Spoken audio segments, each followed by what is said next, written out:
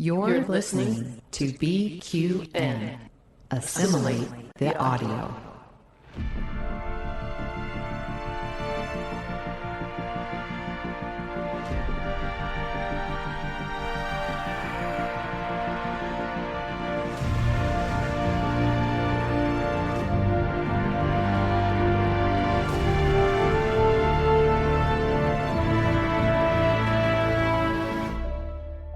Good morning, I'm Chrissie De Clerck-Szilagyi. And I'm Jason Szilagyi with today's Caffeinated History with the Szilagyis on the BQN Podcast Collective. Before we jump into our topic for the day, we'd like to take a moment to thank our BQN Patreon patrons who make this show possible. Listeners, with your monthly subscription of just $10 at patreon.com/BQN, you can hear your name listed here as one of our associate producers. And with a monthly Patreon subscription of $5 or more, you can join our Meetings of the Hive Mind on the second Saturday of each month. Watch your Patreon messages for details. Today's topic is George Takei. George Takei is best known for his role as Hikaru Sulu on Star Trek, a position which has allowed him a platform to advocate for two issues of great import, educating about the Japanese internment during World War II and LGBTQIA+ rights. Takei was born on the 20th of April in 1937 in Los Angeles. His father was an immigrant from Japan, and his mother was a first-generation Japanese American.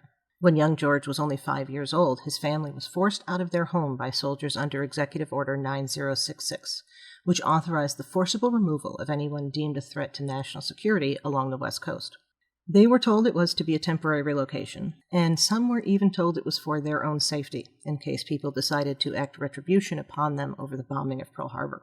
Those relocated could bring only one suitcase each, and lost all of their possessions and money. The Takeis were housed in a barely converted stable in the Rower War Relocation Center in Arkansas, then moved to the Tule Lake Relocation Center in California. Approximately 112,000 people were interred under this order, 70,000 of whom were, like young George, his siblings, and his mother, American-born citizens. At the end of the war, the Takeis, like all those interred, were given a small amount of money and sent on their way, with no support and no compensation for the lost money or property. 4 decades later, the survivors were granted redress payments accompanied by a letter of apology from the United States government, but nothing could make up the personal cost. The family spent the 5 years after their release in a tenement in Skid Row in Los Angeles. They were eventually able to somewhat reestablish themselves, but never fully recovered from their ordeal. Takei began college with the intent to become an architect, but changed his major to theater. He earned both a bachelor's and a master's degree from UCLA, then studied at the Shakespeare Institute in England. His early career included minor parts alongside some major celebrities of the day, as well as doing voiceovers and dubbing for Japanese films, including the kaiju classic Godzilla Raids Again. Even after he was cast in Star Trek, he was pulled away to act alongside John Wayne in the Green Berets. When Trek was canceled in 1969, he, just like everyone else, went on to other work, having no concept that the show would continue or have such a cultural impact. He returned to the role of Sulu for the animated series and the movies, as well as an appearance in Star Trek Voyager and, just last year, on Star Trek Lower Decks. In the last 2 decades, Takei has become a prominent voice in the LGBTQIA+ community.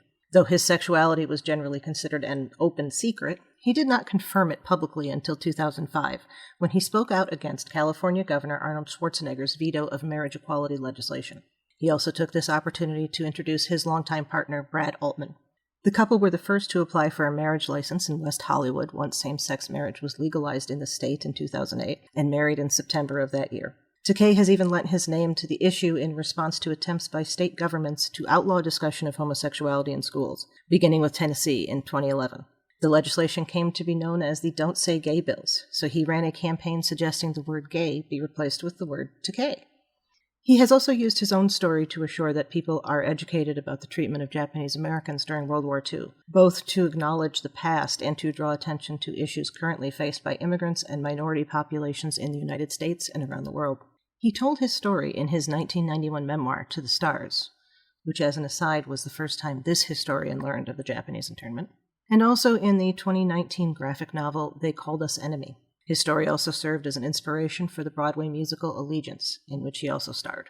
His Star Trek legacy has melded well with his advocacy work, in which he always emphasizes Gene Roddenberry's ideas of Starship Earth and infinite diversity in infinite combinations. Thank you for listening. We'd also like to thank our History with the Szilagyis Patreon patrons, Ed Chinevere, LauraDull, Kris Hill, and Susan Capuzzi-De Clerck. Their contributions help us to have the time to research and write what you're hearing. You can help us just like they do with a monthly subscription at patreon.com/historywiththeszilagis. Also, thank you to Mark White for the awesome show art and Zach Tripp for the wonderful closing music. Please subscribe in your favorite podcast player and don't forget to rate and review us there as well. And while you're at it, check out the rest of the great shows on the BQN Collective. We'd love to hear what you think. If you'd like to reach out, you can find our network on Twitter at BQN Podcasts, and this podcast in particular at History Szilagyi. You can also talk about any and all of the BQN podcasts in our Facebook group, the BQN Collective. And last but not least, you can find me on Twitter at the Goddess Livia. That's TheGoddessLivia. And me at Jason Dark Elf. We'd love to hear topic suggestions. What would you like to learn on Caffeinated History?